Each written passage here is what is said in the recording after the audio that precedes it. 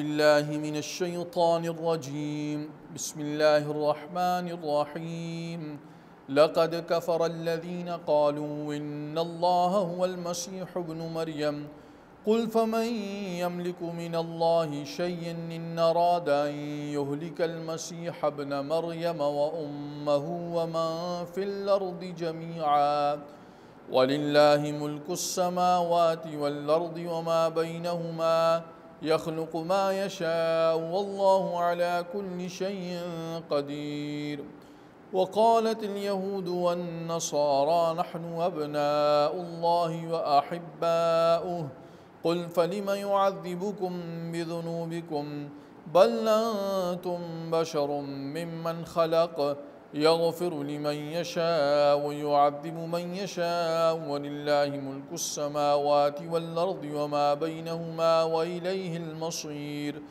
آمنت بالله صدق اللہ العظیم۔ سورۃ المائدہ کی آیت نمبر 17 سے ابتدا کر رہے ہیں، چھٹا پارہ، اور سورۃ المائدہ کی آیت نمبر 17 سے ہم ابتدا کر رہے ہیں۔ لقد کفر الذین قالوا ان اللہ هو المسیح ابن مریم، یقیناً وہ لوگ کافر ہوئے جنہوں نے کہا کہ اللہ تعالیٰ تو مسیح ابن مریم ہی ہے۔ قل فمن یملک من اللہ شیئا ان اراد ان یہلک المسیح ابن مریم وامہ ومن فی الارض جمیعا، آپ فرما دیجئے تو پھر اللہ تعالیٰ سے کون بچا سکتا ہے، کون اللہ تعالیٰ کے مقابلے میں طاقت رکھتا ہے کچھ بھی، اگر اللہ تعالیٰ چاہے کہ مسیح بن مریم اور ان کی ماں کو اور جو زمین میں ان سب کو ہلاک کر دے۔ وَلِلَّهِ مُلْكُ السَّمَاوَاتِ وَالْأَرْضِ وَمَا بَيْنَهُمَا، اور اللہ تعالیٰ کے لیے آسمانوں اور زمین کی بادشاہت ہے اور جو کچھ ان کے درمیان موجود ہے اس پر بھی اسی کی بادشاہت ہے۔ يَخْلُقُ مَا يَشَاءُ، وہ جو چاہتا ہے پیدا کرتا ہے۔ وَاللَّهُ عَلَى كُلِّ شَيْءٍ قَدِيرٌ، اللہ تعالیٰ ہر چیز پر پوری قدرت رکھتا ہے۔ عیسائیوں کا عقیدہ حضرت مسیح ابن مریم، عیسیٰ بن مریم علیہ السلام کے بارے میں یہ ہے کہ وہ مافوق الفطرت، مافوق العادت ہستی ہیں اور ان کو خصوصی اختیارات دیے گئے ہیں، اور پھر بعض تو یہ کہتے ہیں کہ عیسیٰ بن مریم علیہ السلام اللہ تعالیٰ کے بیٹے ہیں، اور ایک فرقہ ان میں ایسا بھی ہوا جو یہ کہتا ہے کہ عیسیٰ بن مریم بذات خود اللہ تعالیٰ ہے۔ یعنی عیسیٰ بن مریم علیہ السلام کے بارے میں اکثر نصارہ کا تو یہی ہے کہ وہ اللہ تعالیٰ کے بیٹے ہیں۔ ایک ان میں فرقہ ایسا بھی ہے جس کا یہ عقیدہ ہے کہ عیسیٰ بن مریم علیہ السلام اللہ تعالیٰ ہی کی، یعنی اللہ تعالیٰ عیسیٰ بن مریم کی شکل میں ہی ظاہر ہو گئے۔ اور ان کا ایک عقیدہ جس کو عقیدہ تثلیث کہا جاتا ہے، فیتھ آف ٹرینٹی، اگرچہ وہ ایک ایسا عقیدہ ہے کہ جو ایسا گورکھ دھندا بنا ہوا ہے، ابھی تک اس کو ان کے نصارہ کے بڑے بڑے لوگ سلجھا نہیں سکے ہیں، اور قرآن کریم کے اندر جگہ جگہ اس کے اوپر رد بھی کیا گیا ہے۔ عقیدہ تثلیث تین کا ایک عقیدہ وہ کیا ہے کہ بیٹا، باپ، روح القدس، عیسیٰ علیہ السلام خود اللہ تعالیٰ کی ذات اور حضرت جبرائیل، یا ایک طرف عیسیٰ علیہ السلام، ایک طرف حضرت مریم، ایک طرف اللہ تعالیٰ کی ذات، وغیرہ وغیرہ اس طرح کی اور بھی اس میں چیزیں ہیں۔ تو ابھی تک یہ اسی کو سلجھا نہیں سکے ہیں کہ اصل میں عقیدہ تثلیث کیا ہے۔ بہرحال نصارہ کا عقیدہ عیسیٰ علیہ السلام کے بارے میں یہ ہے کہ وہ حضرت یعنی اللہ تعالیٰ کے بیٹے ہیں، ایک گروہ ان میں ایسا بھی ہے کہ جس کا عقیدہ یہ ہے کہ وہ بذات خود اللہ تعالیٰ کی ذات ہیں، یعنی اللہ تعالیٰ کی ذات نے عیسیٰ بن مریم کی شکل میں حلول کر لیا، ان کی شکل میں ظاہر ہوئے۔ تو یہاں اس گروہ کے اوپر رد ہے اور پھر اس کی دلیل بھی دی گئی ہے۔ چنانچہ فرمایا کہ جن لوگوں نے یہ کہا کہ عیسیٰ بن مریم اللہ تعالیٰ ہی ہیں، تو یہ لوگ کافر ہو گئے، ان کا نہ تو دین عیسوی سے کوئی تعلق ہے اور نہ ہی ان کے پاس اس بات کی کوئی دلیل ہے۔ یہ حضرت عیسیٰ علیہ السلام کی تعلیم ہرگز نہیں ہے۔ اب اس کی دلیل یہ لے کے آئی گئی کہ دیکھیں، اگر اللہ تعالیٰ چاہے کہ وہ عیسیٰ بن مریم علیہ السلام یا ان کی والدہ کنواری پاک مقدس خاتون حضرت مریم اور ان کے علاوہ جو کچھ بھی زمین میں ہے، اللہ تعالیٰ اگر یہ چاہے کہ اس کو ہلاک کر دے تو ان کو کون روک سکتا ہے؟ کوئی بھی نہیں روک سکتا۔ تو پھر اللہ ہی کے لیے جو کچھ آسمانوں میں ہے، جو زمین میں ہے اور جو کچھ درمیان، آسمانوں میں کیا کیا ہے؟ فرشتوں کا ایک جہان ہے، اور اس کے علاوہ آسمانوں میں جو بھی نظام ہے وہ سورج، چاند، ستارے وغیرہ وغیرہ۔ زمین پہ جو کچھ ہے، انسان ہے، چرند، پرند، درندے اور اس کے علاوہ اور جو کچھ بھی ہیں، پتھر، شجر، نباتات، معدنیات، یہ بھی اللہ تعالیٰ کے قبضے میں۔ درمیان میں جو کچھ ہے، جو ہوا میں اڑنے والی چیزیں ہیں، وہ بھی اللہ ہی تعالیٰ کے اختیار میں۔ اللہ تعالیٰ جو چیز چاہتا ہے پیدا کر دیتا ہے، اور اللہ تعالیٰ ہر چیز پر قدرت رکھتا ہے۔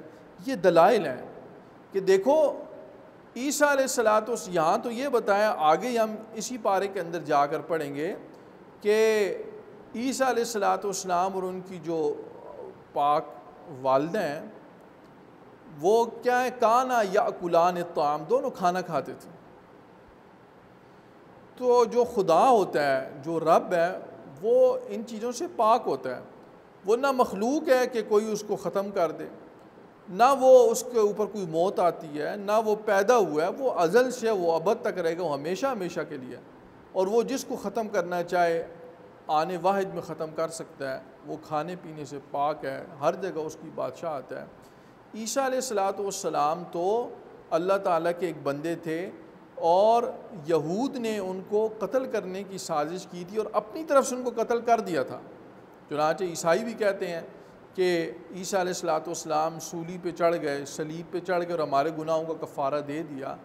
لیکن ہمارا عقیدہ یہ ہے کہ عیسیٰ علیہ السلام کو اگر یہود نے اپنی طرف سے تو قتل کرنے کی پوری کوشش کی، اللہ رب العزت نے ان کو آسمانوں پر اٹھا لیا، اور قیامت سے پہلے وہ دوبارہ نزول فرمائیں گے زمین پر، اور اس امت کے قائد کی حیثیت سے دجال سے مقابلہ بھی کریں گے۔ تو اس لیے وہ لوگ جو یہ کہتے ہیں کہ عیسیٰ علیہ السلام اللہ تعالیٰ کے بیٹے ہیں، ان کا بھی بات غلط ہے۔ لیکن یہاں جو رد کیا گیا، ان لوگوں کا رد کیا گیا جو عیسیٰ علیہ السلام کے خدا ہونے کے قائل ہیں۔ وقالت الیہود والنصارى نحن ابناء اللہ واحباؤہ، اور یہود اور نصارہ نے یعنی عیسائیوں نے کہا کہ ہم اللہ تعالیٰ کے بیٹے ہیں، واحباؤہ، اور اس کے پسندیدہ ہیں، اس کے چہیتے ہیں۔ قل فلم یعذبکم بذنوبکم، آپ فرما دیجیے کہ تو پھر کیوں وہ تمہیں عذاب دے گا تمہارے گناہوں کی وجہ سے۔ بل انتم بشر ممن خلق، بلکہ تم انسان ہو جو پیدا کیے گئے۔ یغفر لمن یشاء ویعذب من یشاء، اللہ تعالیٰ جس کو چاہے گا بخش دے گا، جس کو چاہے گا عذاب دے گا۔ وَلِلَّهِ مِلْكُ السَّمَاوَاتِ وَالْأَرْضِ وَمَا بَيْنَهُمَا وَإِلَيْهِ الْمَصِيرُ، اللہ تعالیٰ کے لیے آسمانوں اور زمین کی بادشاہت، اس کی ملکیت، اور جو کچھ اس کے درمیان ہے اس پر بھی اسی کی ملکیت ہے۔ وَإِلَيْهِ الْمَصِيرُ، اسی کی طرف لوٹ کر جانا ہے۔ اب یہود اور نصارہ یہ دونوں ہی اپنے آپ کو سمجھتے ہیں کہ ہم کوئی بہت خاص لوگ ہیں، اللہ تعالیٰ کے پسندیدہ ہیں، آپس میں بھی ایک دوسرے کا رد کرتے ہیں۔ چنانچہ یہودیوں نے کہا وقالت الیہود لیست النصارى علی شیء، یہود نے کہا کہ نصارہ کسی چیز پہ نہیں ہے، بغیر کسی دلیل کے، کوئی ان کا کوئی سالڈ چیز نہیں ہے ان کے پاس۔ وقالت النصارى لیست الیہود ولا شیء، نصارہ نے بھی یہی بات کہی کہ یہود کسی چیز پہ نہیں ہے۔ تو اسی طرح یہودیوں کا یہ عقیدہ تھا کہ لن تمسنا النار الا ایاما معدودہ، کہ آگ میں ہم نہیں جائیں گے، اگر جائیں گے تو بس تھوڑے سے دن کے لیے جائیں گے۔ اور عیسائیوں کا عقیدہ کیا ہے کہ عیسیٰ علیہ السلام پھانسی پر چڑھ کے، سولی پہ چڑھ کے ہمارے گناہوں کا کفارہ کر گئے ہیں، لہذا ہمیں عذاب نہیں ہوگا۔ تو اللہ رب العزت نے فرمایا کہ یہ بات نہیں ہے۔ یہود و نصارہ نے کیا کہا؟ ہم اللہ تعالیٰ کے بیٹے ہیں، اس کی چہیتے ہیں، اس کے ہم چہیتے ہیں۔ تو پھر اللہ تعالیٰ نے فرمایا کہ اگر ایسی بات ہے تو پھر تمہیں اللہ تعالیٰ کیوں عذاب دے گا؟ تمہارے گناہوں کی وجہ سے۔ انسان ہونے کے اعتبار سے سارے برابر ہیں، ایک جیسے ہیں۔ جو فضیلت ملتی ہے انسان کو وہ ایمان کی وجہ سے، تقوی کی وجہ سے ملتی ہے۔ تو لہٰذا کسی خاص قوم کے بارے میں، کسی خاص نسل کے بارے میں، جیسے یہود ہیں، تو یہود اصل میں یہ ایک نسل ہے، یہ ایک نسل ہے، ایک نسلی دین ہے۔ تو کسی خاص قوم یا کسی خاص نسل کے بارے میں یہ دعویٰ کرنا کہ اللہ تعالیٰ کی لاڈلی ہے، اللہ تعالیٰ کی چہیتی ہے، یہ بالکل بے دلیل بات ہے۔ حتیٰ کہ خود ہمیں حضور نبی کریم سرکار دو عالم صلی اللہ علیہ وسلم کی تعلیم کیا ہے کہ انسان کو، جس کا خلاصہ یہ ہے کہ انسان کو خود تقوی اور عمل کو اختیار کرنا چاہیے، اور اپنی جو خاندانی نسبتیں ان کے اوپر بیٹھ نہیں جانا چاہیے۔ تو فرمایا کہ تم تو انسان ہو جو پیدا کیے گئے، اللہ تعالیٰ جس کو چاہیں گے بخشیں گے، جس کو چاہیں گے عذاب دیں گے۔ اب ظاہر ہے کہ اللہ تعالیٰ تو عادل ہیں، تو انہوں نے یہ طے کر لیا کہ جو ایمان اور تقوی والے ہیں ان کو تو بخش دیں گے، اور جو کفر پہ ہیں جیسے یہود و نصارہ اور دیگر یا فسق میں ان کو عذاب دیں گے۔ پھر وہی دلیل دوبارہ لائی گئی کہ آسمانوں اور زمینوں میں اور جو ان کے درمیان ہے اللہ تعالیٰ ہی کے لیے ہے، اور اسی کی طرف لوٹ کر جانا ہے۔ جب اس کی طرف لوٹ کر جانا ہے تو پھر اس کی بات کو بھی ماننا چاہیے اور اس کے لیے تیاری بھی کرنی چاہیے۔ یا اہل الکتاب قد جاءکم رسولنا، اے اہل کتاب تحقیق یقیناً تمہارے پاس ہمارے رسول آ گئے، یبین لکم علی فترۃ من الرسل، جو تمہارے لیے واضح کرتے ہیں، دین کی بات کو واضح کرتے ہیں، علی فترۃ من الرسل،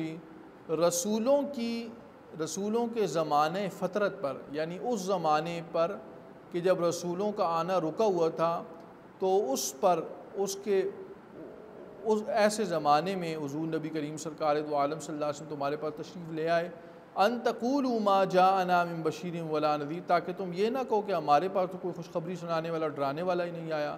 فقد جاءکم بشیر و نذیر، پس تحقیق تمہارے پاس خوشخبری سنانے والا اور ڈرانے والا بھی آ گیا۔ واللہ علی کل شیء قدیر، اللہ تعالیٰ ہر چیز پر پوری قدرت رکھتا ہے۔ یہاں پھر اہل کتاب کو، یہود و نصارہ کو خطاب ہے کہ دیکھو تمہارے اوپر ایک زمانہ ایسا آیا تھا کہ جس کو زمانے فترت کہتے ہیں، جب رسولوں کی آمد کا سلسلہ رکا ہوا تھا۔ چنانچہ لکھا ہے مفسرین نے کہ حضرت موسیٰ علیہ السلام سے لے کے عیسیٰ علیہ السلام تک یہ تقریباً 1007 سال کا زمانہ بنتا ہے، اور اس زمانہ میں خالی بنی اسرائیل میں ہی پیغمبروں کی ایک بہت بڑی تعداد آئی، اور دیگر اس کے علاوہ بنی اسرائیل کے علاوہ بھی، یعنی بنی اسرائیل میں صرف حضرت موسیٰ اور حضرت عیسیٰ کے درمیان کا جو فاصلہ ہے 1700 سال کا، اس میں کوئی 1000 یا کوئی کم و بیش انبیاء کرام آئے، اور بنی اسرائیل کے علاوہ بھی انبیاء کرام علیہ السلام آئے۔ اس کے بعد پھر بریک آ گئی، عیسیٰ علیہ السلام کے بعد سے لے کے حضور نبی کریم سرکار دو عالم صلی اللہ علیہ وسلم تک یہ کوئی تقریباً 650 سال کا عرصہ بنتا ہے، 570 571 اس طرح کا سال۔ تو ان 6 صدیوں میں کوئی رسول نہیں آئے۔ پھر اللہ تعالیٰ نے حضور نبی کریم صلی اللہ علیہ وسلم کو بھیجا، تو اس لیے کسی کے پاس اب یہ کہنے کی گنجائش نہیں رہی ہے کہ بھائی ہم تو ایسے زمانے میں تھے کہ اس میں کوئی آسمانی ہدایت تھی نہیں۔ اب تمہارے پاس رسول، ٹھیک ہے جو پہلے لوگ گزر چکے وہ ان کا معاملہ اللہ تعالیٰ کے ذمہ رہا، اگر تو وہ توحید کے قائل تھے، شرک نہیں کرتے تھے، اور جو بھی دین اس وقت ان کے پاس تھا اس پر عمل کرتے تھے، اس کی تعلیمات پر، تو اللہ تعالیٰ کی ذات سے امید ہے کہ اللہ تعالیٰ ان کے ساتھ عافیت سہولت کا معاملہ فرمائیں گے۔ لیکن بہرحال ان کا معاملہ اللہ تعالیٰ کے سپرد ہے، تمہارے پاس رسول آ چکے ہیں، لہذا تمہارے پاس کوئی عذر نہیں رہی ہے۔ قد جاءکم بشیر و نذیر، تمہارے پاس خوشخبری سنانے والے بھی آگے، ڈرانے والے بھی آگے، لہٰذا اب کوئی ایکسکیوز نہیں ہے، کسی قسم کی کوئی عذر کی گنجائش نہیں ہے۔ تو اللہ تعالیٰ نے اپنی حجت پوری کر دی ہے، لہٰذا تمہاری یہ ذمہ داری ہے کہ تم ان رسول کی پیروی کرو، ان کی بات کو مانو اور ان کے اوپر ایمان لاؤ، ان کی نصرت کرو۔ وآخر دعوانا ان الحمد للہ رب العالمین۔ الحمد للہ رب العالمین والصلاة والسلام علی اشرف الانبیاء والمرسلین مولانا محمد وآلہ واصحابہ واتباعہ اجمعین۔ یا ارحم الراحمین یا ارحم الراحمین یا ارحم الراحمین، ارحمنا وارحم علی امت حبیبک صلی اللہ علیہ وسلم۔ ربنا تقبل منا انک انت السمیع العلیم وتب علینا انک انت التواب الرحیم۔ اے اللہ ہم سب کو قرآن پاک کی صحیح سمجھ نصیب فرمائیے، اے اللہ ہم سب کو قرآن پاک کی خدمت کی توفیق نصیب فرمائیے، اے اللہ ہم سب کو قرآن پاک کی شفاعت نصیب فرمانا، اے اللہ ہماری اولادوں میں اور ہماری نسلوں میں قرآن کریم کی تعلیم کو، اس کی یاد کو، اس کی تلاوت کو، اس پر عمل کو، اس کے علم کو جاری فرمائیے۔ اے اللہ اپنے فضل و کرم سے ہی پوری امت مسلمہ کے حال پر رحم فرمائیے۔ موجودہ وبا کرونا وائرس کی آئی ہوئی ہے، اللہ اپنے فضل و کرم سے اس کو ختم فرمائیے۔ اللہم ارفع عنا البلاء والوبا، اللہم ارفع عنا البلاء والوبا، اللہم ارفع عنا البلاء والوبا۔ اللہ اپنے فضل و کرم سے ہر مسلمان کو جان و مال، عزت و آبرو، ناموس اور ایمان کی حفاظت فرمائیے۔ اے اللہ جب تک زندہ رہیں دین پر استقامت نصیب فرمائیے، جب دنیا سے اٹھائیے ایمان کامل کے ساتھ اٹھائیے۔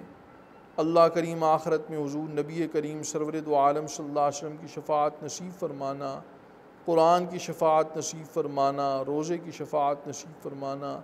ہم سب کو، ہمارے والدین، اعزاء و اقارب، چھوٹے بڑوں، سب کو اپنے فضل و کرم سے ہی بغیر حساب کتاب کے جنت الفردوس میں داخلہ نصیب فرما دینا۔ اے اللہ تمام سننے والوں کی جائز حاجتوں کو آپ اپنے فضل و کرم سے پورا فرمائیے۔ آمین۔ سبحان ربک رب العزت عما یصفون وسلام علی المرسلین والحمد للہ رب العالمین۔